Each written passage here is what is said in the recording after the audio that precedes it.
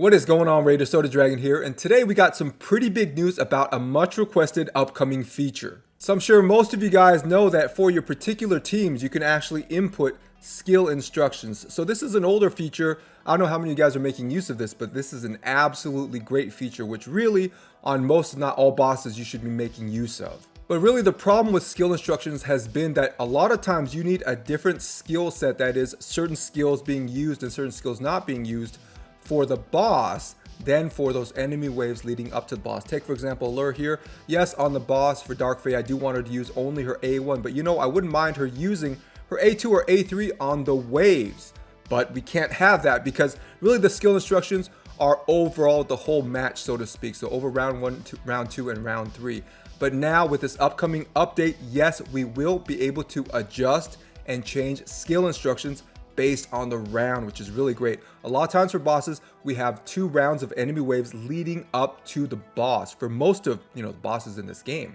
So now we can change those skill instructions for those enemy waves, but once they get to the boss, they can have a different set of skill instructions. So here's another example, Fire Knight 25 with the team that I have here. Notice Vizix, man, she is a powerhouse when it comes to the enemy waves because she has an AoE provoke and an AoE decrease speed. But once we get to the boss, all I want her to use is her A1 because that's what reduces turn meter and it's a double hit. So it's useful for taking down the shield and reducing that turn meter once that shield is down. Now I can have it both. And same thing with the Lure here as I mentioned before. Yeah, I do want her to use her AoE, her A2 when she is on the enemy waves. But once we get to the boss, I only want her to use her A3. So for people like the Fire Knight here, this is going to be absolutely huge. And for people like Vizix. Now for something like Spider's Den here where there are no enemy waves leading up to the boss, then yeah, we're not going to worry about multiple sets of skill instructions. One is good enough. But like I said, for most bosses, even in Doom Tower, yeah, there are enemy waves leading up to this boss. So this is a much welcomed addition to this game. So as far as champs that are going to benefit from this multiple set of skill instructions, it depends on your account. But for me personally, it's probably going to be Vizix as I mentioned, because yeah, I do want to use her AoE provoke and her AoE decrease speed on those enemy waves. But once we get to the boss, for the most part, I'm probably going to only have her use her A1. Maybe open with the A2 once for that decreased speed on the boss, but now only using that A1. So now with Vizix, it's going to be possible with those multiple set of skill instructions. But it depends on who your account, who is going to benefit the most from these new skill instructions. Another champ on my account that I think will benefit greatly from these new set of skill instructions is going to be Drex here because he does have an AoE provoke here. Really great against enemy waves, but not really great against the boss because most bosses cannot be provoked except for one that we know of. And really we want Drex to use his A1 here to try to get more burns up against the boss once we do get to the boss. Plus he's going to proc Giant Slayer if you have that mastery when he uses his A1, that triple hitter.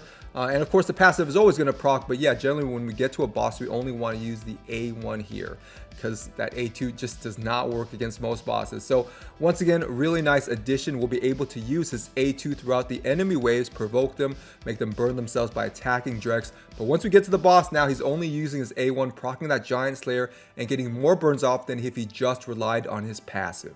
Another champ that will benefit from these new skill instructions is going to be Syl of the Drakes here because she has an A2 AoE stun, really nice against enemy waves, but no bosses can be stunned. But what does her A1 do? It puts a decreased speed against the enemies, so really good against a lot of bosses, plus it decreases turn meter. So against the boss, yeah, we only want her to use her A1. We don't want her to use her A2. So now it's possible with these skill instructions, stunning the enemy waves round 1 and round 2, but once we get to round 3, she's only using her A1, decreasing turn meter, putting that decreased speed debuff up. So I don't know what you guys think, but for me, this is an absolutely massive update. I've been waiting for this for so long. I know a lot of people talk about how much time you spend in raid and think you should spend less, and I think as well. But really this new feature for me is gonna be a big time saver. Why? Because a lot of times for bosses, I will manual the waves, but once you get to the boss and put it on auto. Now I don't have to do that. It's full auto all the way through. So I think that this feature is going to come out the same time as those clan shop upgrades in which we can get Yakaro fragments. So look forward to both of those at the same time. So my guess is it's going to be sometime this month. Alright guys, that is it for today, and like always, I will keep you guys updated on any breaking news in the future. And if you haven't yet, like, subscribe, and share, turn on all notifications, stay safe, and I will see you guys in the next video.